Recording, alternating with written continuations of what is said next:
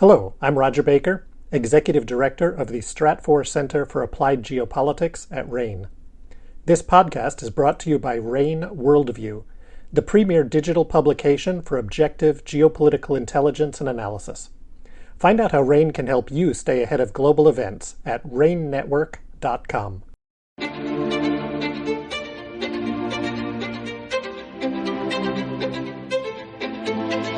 This is RANE's Essential Geopolitics podcast, offering critical insights that you need to know. I'm Emily Donahue, and I welcome you to the show. The relationship between the United States and Saudi Arabia dates back to the early years of the 20th century. At its heart for most of that was oil, then Middle East strategy, and now confusion.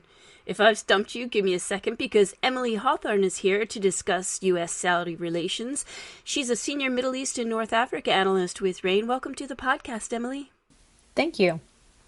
So let's talk about this relationship.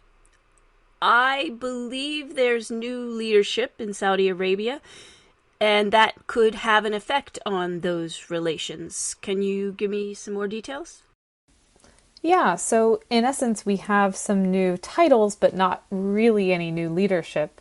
Some of the same leadership, existing leadership, accruing more titles and more official power. So King Salman of Saudi Arabia issued a royal decree on September 27th that Crown Prince Mohammed bin Salman is the kingdom's prime minister. And this is interesting because it departs from the last several decades of royal tradition in which the king was also prime minister. In essence, in Saudi Arabia, because Crown Prince Mohammed bin Salman has already accrued so many powerful titles, so many positions of influence, he was the former defense minister, the head of the Aramco Supreme Council, the Council of Economic Development, etc., because he already had this steady buildup of influence and this consolidation of power, this is really an official formalization of what MBS has in terms of power. But it does officially make him the head of government in Saudi Arabia, and that was not official before. So it does sort of create a status that forces other countries' leaders to interact with him as really the official sort of leader of everything that's going on, even though technically, of course, the king is still in power. So there are questions about what this will mean as time goes on. With respect to the United States, with whom Saudi Arabia has a pragmatic but tense relationship, there are questions about whether Mohammed bin Salman having this more formal status could grant him some immunity in U.S. courts, and there are some legal pressures against Mohammed bin Salman, not least of which a U.S. federal district court case brought by plaintiffs related to the killing of Saudi journalist Jamal Khashoggi in 2018. And his lawyers, after this royal decree, Mohammed bin Salman's lawyers in the United States said, oh, well, this new status makes him immune to prosecution. And that court case is still playing out. But it's just an example of the kind of impacts of this sort of broadening of power that this individual has. And really, it's this individual that the United States government and administration after administration in the years to come, they're going to be working with this one individual moving forward. So really, as we're looking at Saudi-U.S. relations, it's a lot of, Washington, Mohammed bin Salman relations. And I think that that's what makes this individual so important to watch as we determine where this bilateral relationship is heading. Well, Emily, I did mention that oil is a big factor in the relationship. What is going on with the energy and oil markets between both countries? It is. Energy and oil, of course, is a huge factor in this relationship. And, we talk about this internally a lot, the other analysts and myself, about, which priorities do the U.S. and the Saudi governments have in common and where do their interests diverge? Arguably, oil used to be a much more important component in their bilateral relationship, and over the years, the relationship has taken on more of a security dynamic, and really they rely on each other less for the United States importing Saudi oil. That's just not the way that the sort of U.S. Gets most of its energy. That relationship has absolutely changed, but the United States still does rely on countries like Saudi Arabia, which sort of acts as the de facto ruler of the OPEC plus cartel. It sort of relies on them to maintain some stability in energy markets. And what we've seen over the last several months and longer is that Saudi Arabia is acting for its own interests and for the interests of OPEC plus, and not really for U.S. interests. U.S. President Joe Biden was in Saudi Arabia in July, trying to really encourage the kingdom to increase crude oil production to try and sort of mitigate the impact of rising oil prices and rising gasoline prices here at home in the United States. And that, Saudi Arabia did back like a very, very small hike in production. But what we've just seen on October 5th was an agreement by the members of OPEC Plus, led by Saudi Arabia, to cut their production by 2 million barrels a day. And that's huge. And that really indicates that the U.S. does not have influence over what Saudi Arabia does with its energy markets and with oil. And that is, of course, a problem, or sort of a thorn in the side of this relationship. And I think that that's going to just continue as Saudi Arabia wants to not be dependent on other countries for its own needs, and as the U.S.-Saudi relationship really relies more on security pillars and less on that energy pillar. Well, Emily, that said, how does this relationship impact other regional issues in the Middle East and global issues for that matter? Yeah, this relationship does matter for a handful of regional and global issues. It's not just important for the sake of the bilateral relationship. For regional issues, of course, there's a handful of things that we could discuss, but just a couple that come immediately to mind. One is the trend of Israeli normalization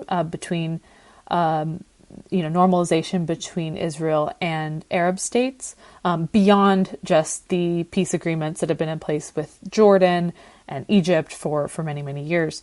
We've seen over the last few years normalization with the UAE, Morocco, and there are questions about what would come next, what would be the next sort of Arab state to embrace normalization with Israel.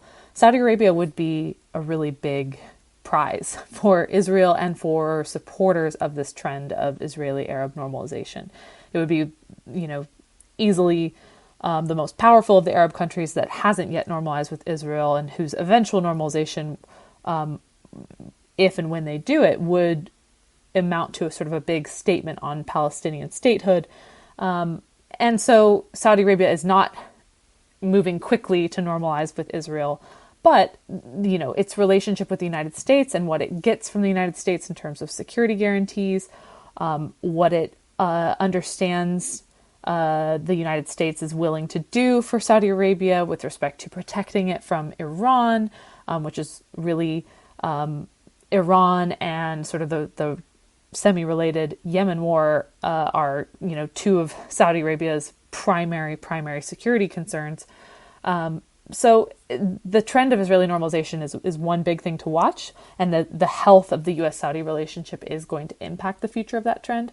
And then, of course, another regional issue that I already just briefly mentioned is Iran and what happens between Iran and the United States, what happens with Iran and the nuclear deal. Saudi Arabia is one of the biggest regional countries, one of the biggest Arab states, one of the biggest Persian Gulf countries that is very concerned about what happens with Iran, and with its nuclear program, with its ballistic missile program, with its support for proxy militias across the region. All of this has sort of a direct and indirect effect on Saudi security. So Saudi Arabia wants to know what the U.S. policy is on Iran, and they, of course, are talking about this all the time. But that's one of the big questions moving forward between the two countries, and it impacts the trust level between Washington and Riyadh, sort of what the U.S. is doing with respect to Iran or not doing. Global issues, there's a lot, but I would say that the relationships that Saudi Arabia has with China and Russia are sort of directly related to Saudi Arabia's relationships with the United States and with other Western countries. Saudi Arabia definitely wants to have a degree of strategic independence and not be solely reliant on the United States for its security, for its economic health, and it's really not. Saudi Arabia is not dependent on the United States for its economic health. It is somewhat dependent on the United States for its security umbrella and for a lot of its military equipment, but that's been changing, and Saudi Arabia has been sort of probing, deepening its relationship with China, deepening its relationship with Russia, economically and militarily, not displacing the United States, but certainly embracing more and more Chinese and Russian influence. And that's going to be a big factor in the U.S.-Saudi relationship moving forward, and how the U.S. gauges that to be a strategic threat to the United States, not just in Saudi Arabia, but in the broader region, is going to impact how the United States conducts its relationship with Saudi Arabia moving forward. So those are kind of the main issues as I see them. Well, thank you for that analysis, Emily. There's a lot to chew on in there. You're welcome. Absolutely. Emily Hawthorne is a senior Middle East and North Africa analyst with RANE. Her analysis is regularly featured in RANE Worldview, our geopolitical intelligence solution for security professionals. Learn how RANE can help your business with critical insights, analysis, and support to ensure business continuity and resiliency. Send us an email at info@ranenetwork.com. That's info@RANE network.com. And as always, I'm Emily Donahue, and I thank you for listening.